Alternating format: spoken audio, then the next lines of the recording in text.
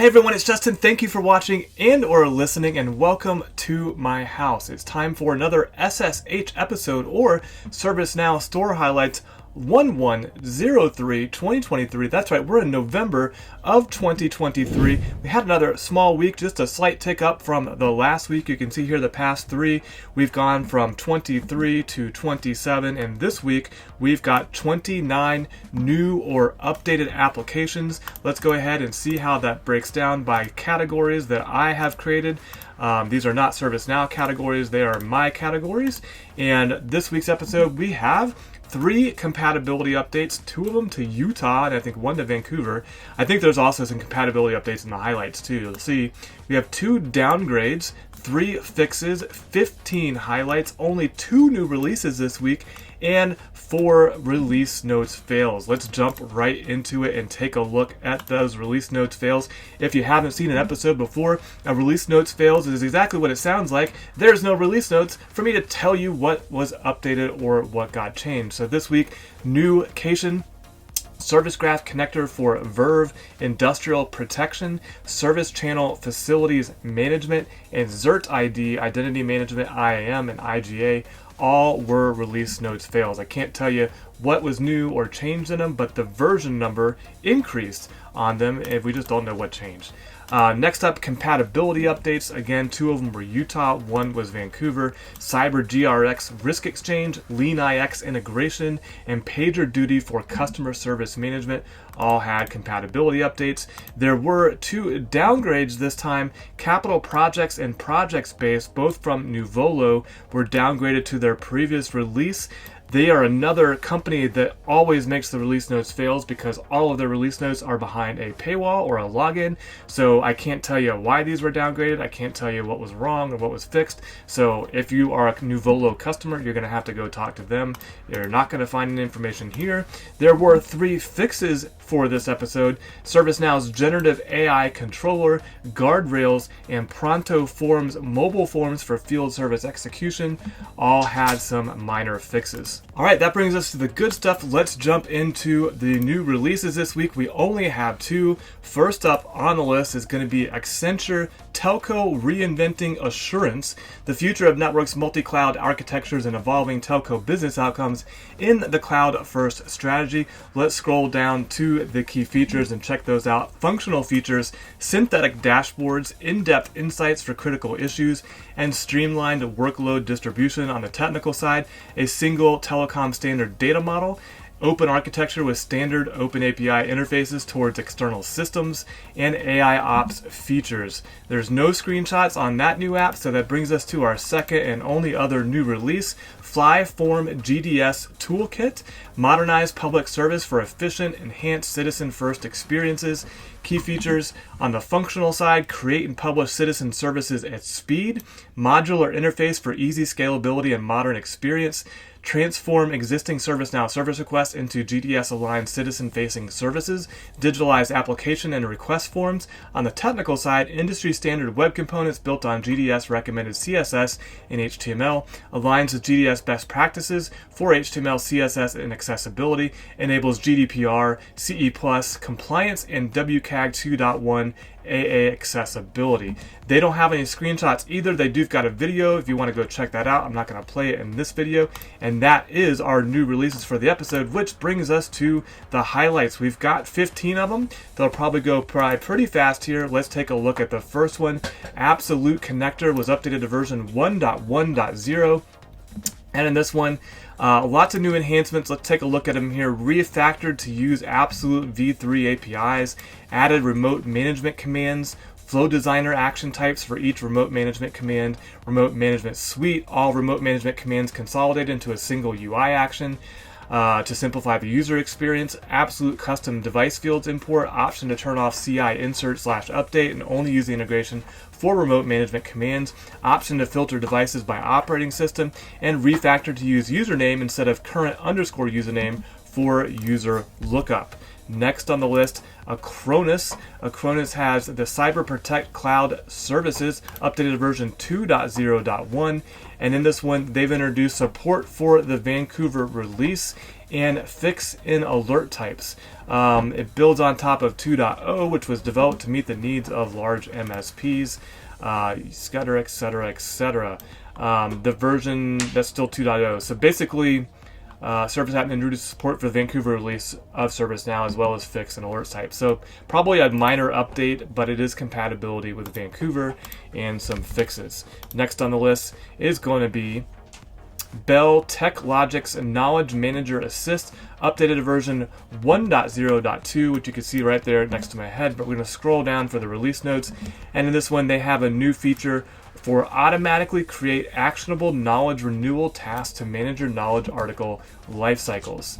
That's what's new from Bell TechLogic's Inc. Next up, Bright Toolbox was updated to version number 1.0.6, and in this version, runtime access tracking set to none, added string similarity implementation of Levenstein algorithm, and added set structure implementation of arrays containing unique elements.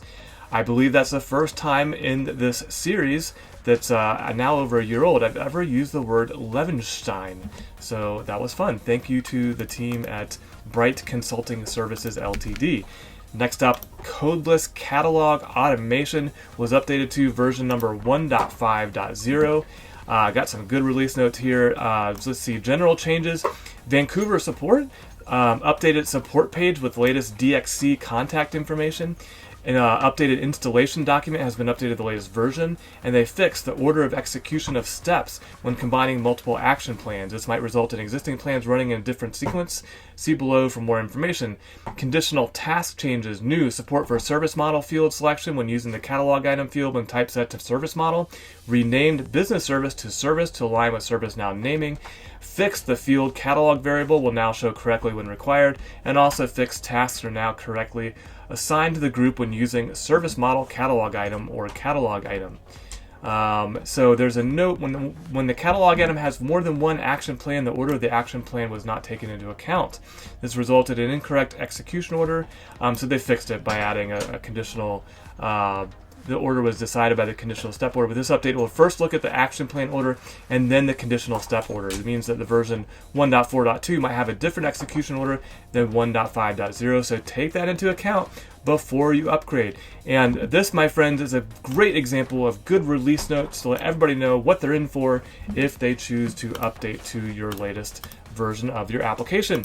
Next up, DigiCert Trust Lifecycle Manager was updated to version 1.2.0, and in this release they've added email notifications for these base actions: certificate requested, certificate request approved or rejected, certificate issued, and certificate issuance failed. Admins can now configure support contact for users. They've added the sync certificates button to the certificates page, and basic validation was added to the request certificate form. Next up, IBM Guardium Data Protection was updated to version number. We're going to wait here. I noticed this earlier when I was prepping. The store has been really wonky this morning. This is the morning of Wednesday, November 1st. I did my crawl yesterday, and you can see it's just acting weird. I had to refresh that. Okay, version 1.3.20, and let's see, more wonkiness. I clicked on the version number for those of you that are listening, and nothing's coming up. I just got a blank window, so let me refresh the page again for the third time. Now I've got a blank page again. Thank you, store. Let's try again. Fourth time's the charm, maybe. All right, let's click on that app version. There we go. That's what we're looking for. Certified with, so basically they've upgraded to compatibility with Vancouver, and what that brings is IBM Guardium version 11.4 plus patch 441, version 11.5 plus patch 525, version 12, and version 12.1. English language installation of IBM Guardium data protection, and ServiceNow mid-server proxy for connection to Guardium behind a firewall. Next up on our list of highlights is Microsoft Azure OpenAI Generative AI Spoke, updated to version 3.0.1, and in this one they changed chat completions actions refactored into a subflow. For all of you out there who doubt the future and potential of using Flow Designer, but it includes flows, subflows, and actions. This is ServiceNow building their latest generative AI application, and you can see they've taken an action and refactored it into a subflow. This is where you should be developing, everybody. If you can put it in a flow, put it there, and I'll stop my PSA for Flow Designer. Next up on the list, Now Assist Admin Console, also from ServiceNow, updated version 1.1.1. And in this version, new skills are labeled with their LLM service provider, such as Now LLM, that's ServiceNow's LLM, or Azure OpenAI. And there were some fixes for some minor defects in this release. Next on our list, Office Templater was updated to version number 3.0.1, and this one they've got some enhancements and fixes. The enhancements: image export to Excel, field tag designer improvements, portal template management, and new template generation form. Fixes were PowerPoint generation fixes, HTML generation fixes, and improvements in PDF generation. Next on our list of highlights, Power BI Connector was updated version 1.5.19, and in this version, transform duration format to DDHHMMSS into seconds, create from a report improvements, UI UX improvements, and minor bug fixes. Looks really similar to the last release notes, but slightly different, so I'll give them that. That is what's new from Power BI Connector. Next up is Service Graph Connector for Avantra, updated version 1.0.3, and in this version, new columns and import set tables to receive customer information. They will only be sent from Avantra release 24.0.0 or higher, so that's the integrated app. The affected tables, I'm going to not pronounce the beginning part of this.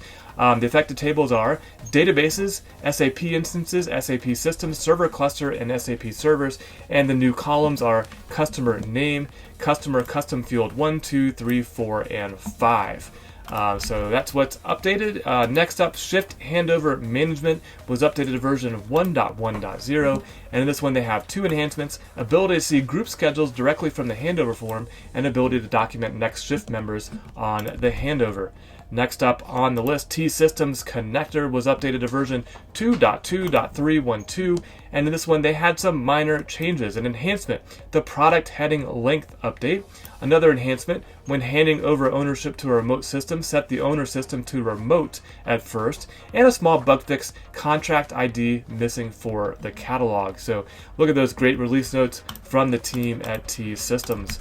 Next and last on our list of highlights is going to be an update from VMware ARIA Automation plugin, going to version 8.14.0. New up at the top here is added confirmation pop-up for supported day 2 actions, support for constraint validation of fields with default value, added support for field level error messages for day 0 catalog items, enhanced the support for of conditional read-only for the object field, support for event-based data synchronization, support for IDEM, Terraform, AWS CFT, and ABX actions, and addressed minor bugs and implemented fixes. And that, my friends, is the complete list of all of our highlights. Let's take a look at what you just saw or heard. 2 new releases, 15 highlights, 3 compatibility updates, 3 fixes, 2 downgrades, and 4 release notes fails. I hope you found this video or podcast helpful. If you did, please like, please subscribe, or share it with somebody who you think might be interested in what got updated or what's new in the ServiceNow store. And until next time, don't forget to always be learning.